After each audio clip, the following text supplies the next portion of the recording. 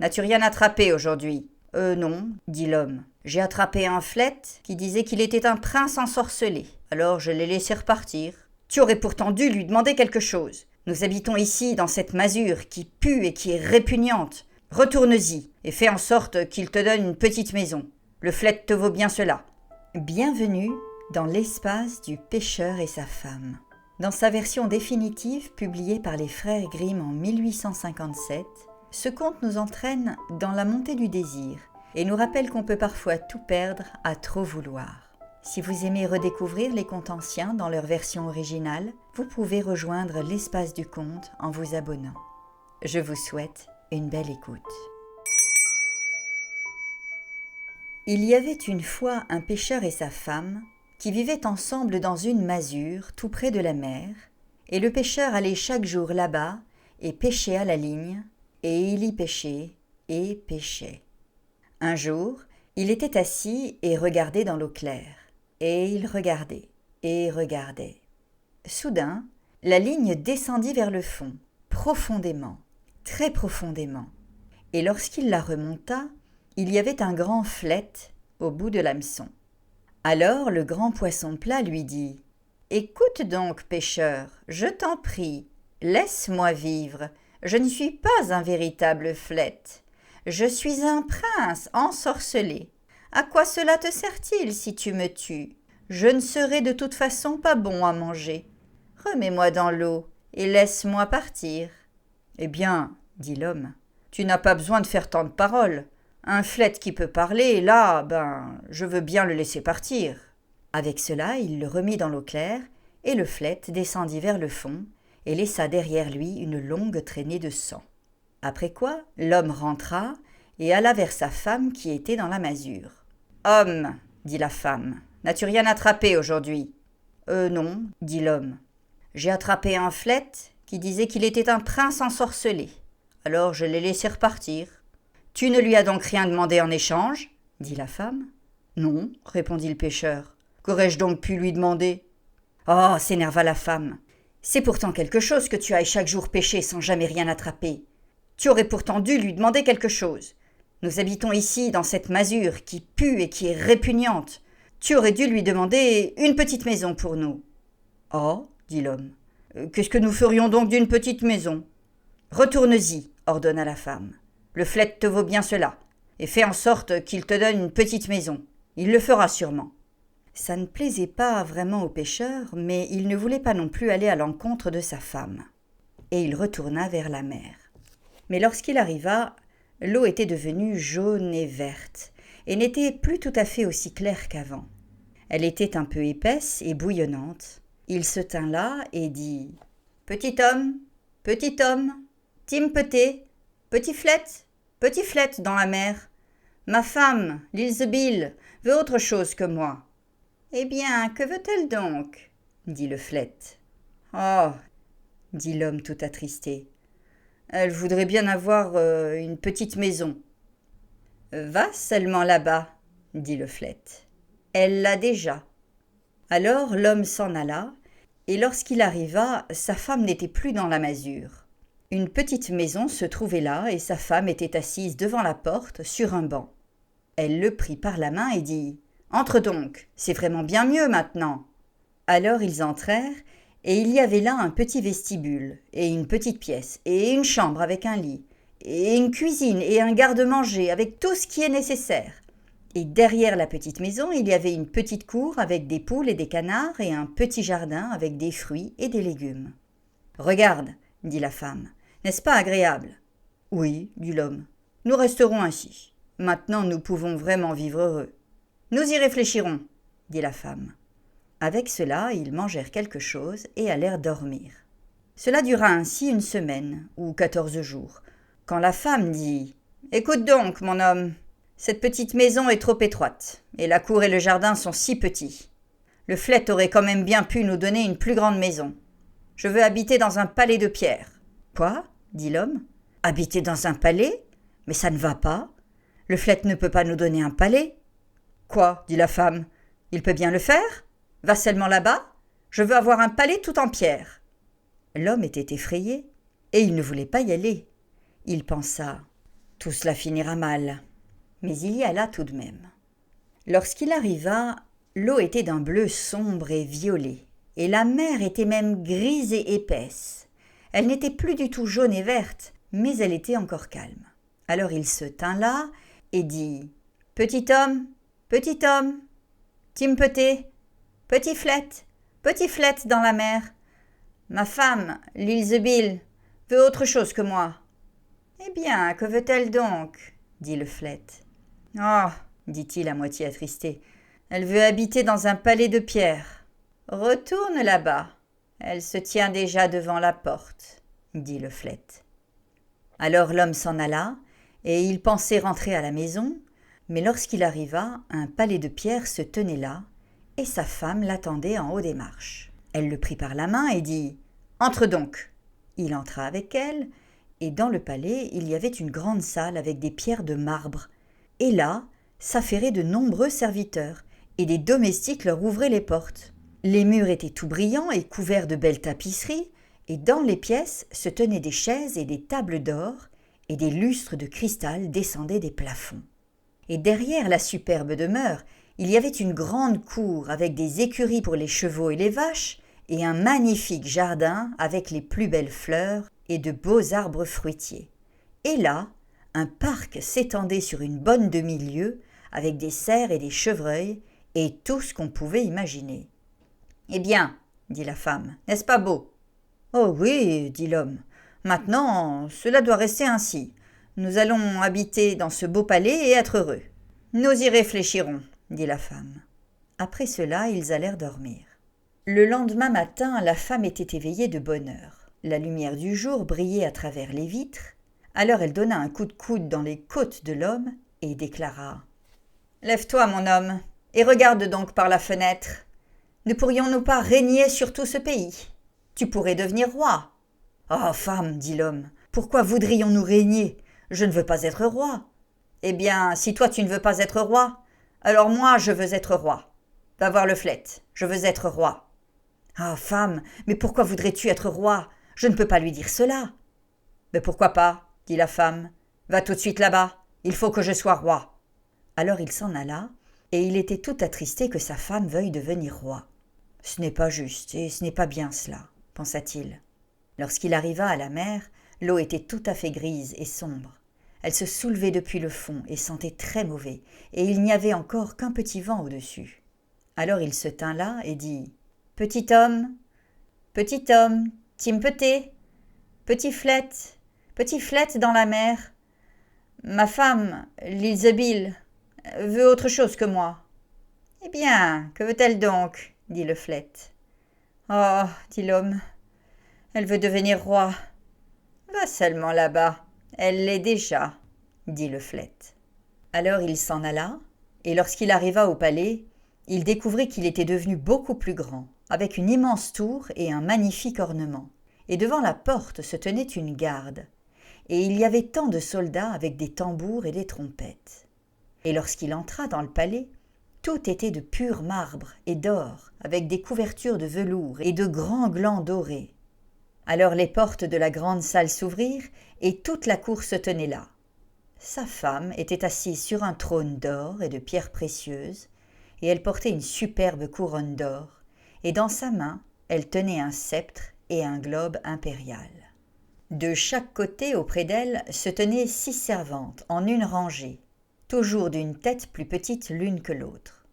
Alors il se tint là, et après un moment il dit « Oh, femme, es-tu roi maintenant ?»« Oui, dit-elle, maintenant je suis roi. » Alors il la regarda, et lorsqu'il l'eut observée pendant un moment, il dit « Oh, femme, comme c'est beau que tu sois maintenant roi.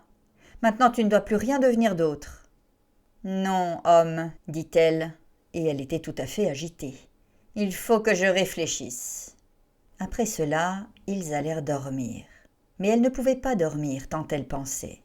Et toute la nuit, elle se tournait d'un côté et de l'autre, et pensait toujours à ce qu'elle pouvait encore devenir, et elle ne pouvait pas en venir au bout. L'homme, quant à lui, dormait tout à fait bien et profondément, car il avait marché toute la journée.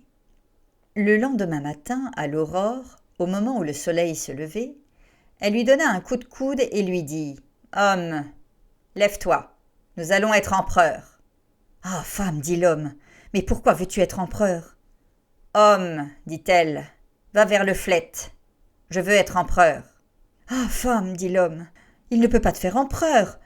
Je ne peux pas dire cela au Flèt. Roi, c'est bien, empereur, il ne peut pas le faire. »« Quoi, dit la femme, je suis roi et toi tu n'es que mon mari. Va tout de suite là-bas, je veux être empereur. » Alors il dut bien y aller. Mais tandis qu'il s'y rendait, il avait tout à fait peur. Il frissonnait et tremblait, et ses genoux et ses jambes ne le tenaient presque plus. Il y avait une grande tempête, et le vent soufflait si fort que les arbres et les buissons tombaient. Le ciel était tout à fait sombre, et la mer se soulevait très haut, et les vagues écumaient. Alors il cria « Petit homme, Timpeté, petit Flèt dans la mer. Ma femme, l'Ilsebill, veut autre chose que moi. »« Eh bien, que veut-elle donc ?» dit le Flèt. « Oh, dit l'homme, elle veut être empereur. »« Va seulement là-bas, dit le Flèt, elle l'est déjà. » Alors il repartit, et lorsqu'il arriva, tout le palais était de marbre poli, avec des statues d'albâtre et des statues dorées. Devant la maison se tenait une grande masse de soldats qui soufflaient dans des trompettes et frappaient sur des tambours.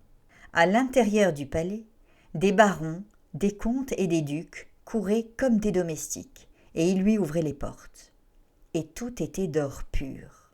Alors il découvrit sa femme assise sur un immense trône qui était fait d'une seule pièce d'or, et elle portait une grande couronne d'or avec des diamants et des escarboucles. Dans une main, elle tenait le globe impérial, et dans l'autre, le sceptre.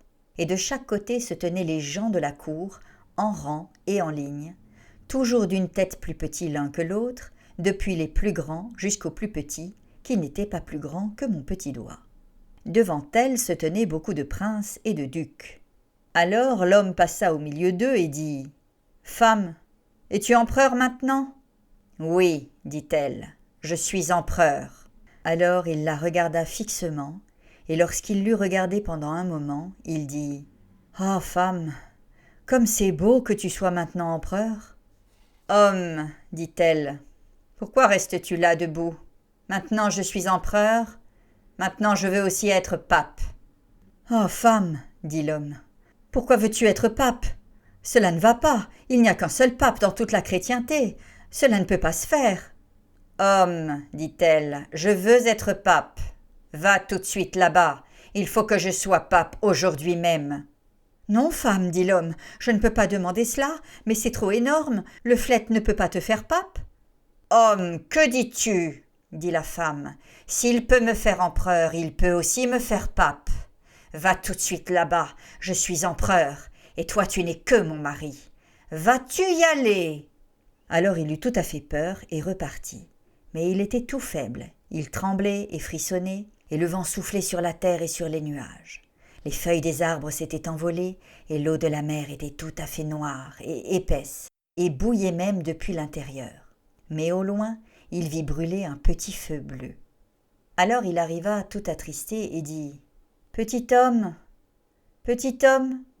Timpeté, petit Flèt dans la mer, ma femme, l'Ilsebill, veut autre chose que moi. »« Eh bien, que veut-elle donc ?» dit le Flèt. « Oh, dit-il, elle veut être pape. »« Pas seulement là-bas, elle l'est déjà. » Alors il s'en alla, et lorsqu'il arriva, s'élevait devant lui une grande église, et tout autour se tenaient des palais et des châteaux. Il voulut se frayer un chemin, mais la foule était si dense qu'il ne pouvait pas passer au travers.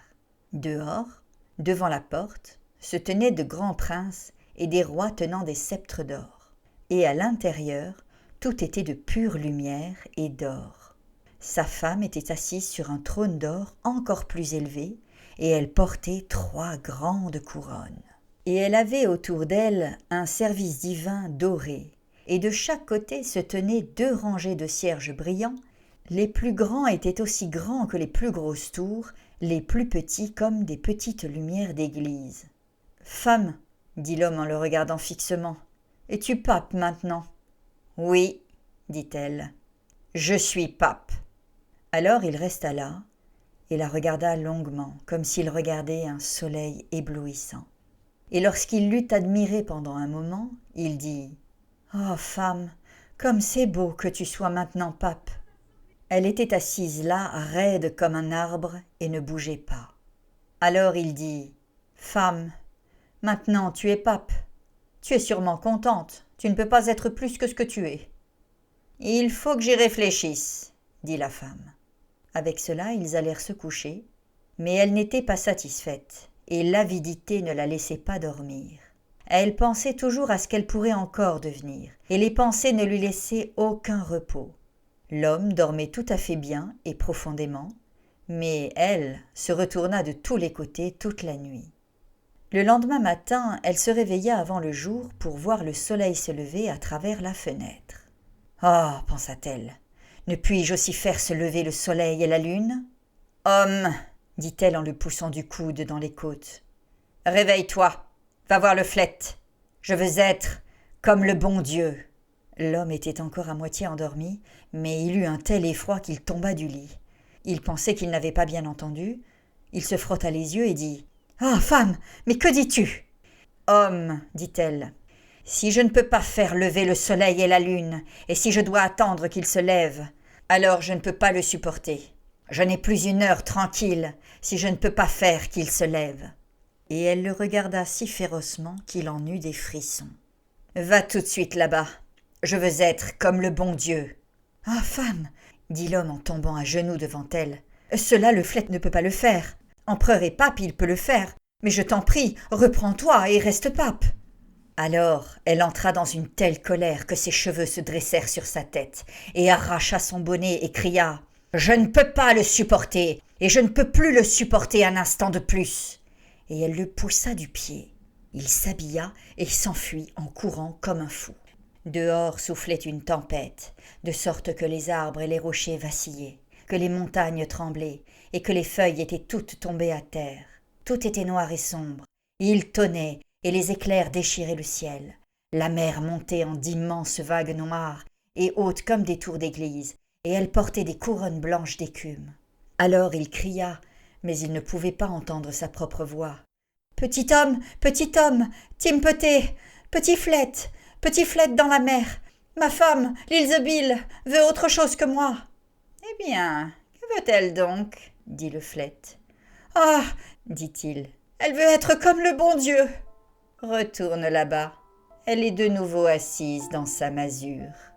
Et ils y sont encore assis aujourd'hui, depuis ce jour.